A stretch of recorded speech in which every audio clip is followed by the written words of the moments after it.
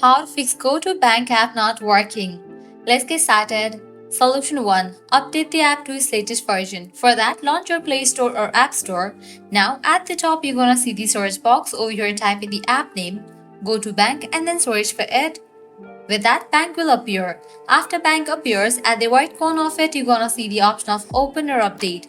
If you find the option of update over here, just click on it and update the app to its latest version. Once completion of update process, you can check whether your problem has been solved or not. Solution 2. Clear cache by the app. For that, launch your settings. Scroll down. Navigate to the option of General. Head over to the option of iPhone storage. Now over here, you're gonna find different apps that are installed in a device. Find the app Go2. After you find the app, open it. Now click on Offload app. Click on Offload app. Offloading app clears cache by the app. Click on Reinstall app. Once completion of reinstallation process, you can check whether your problem has been solved or not.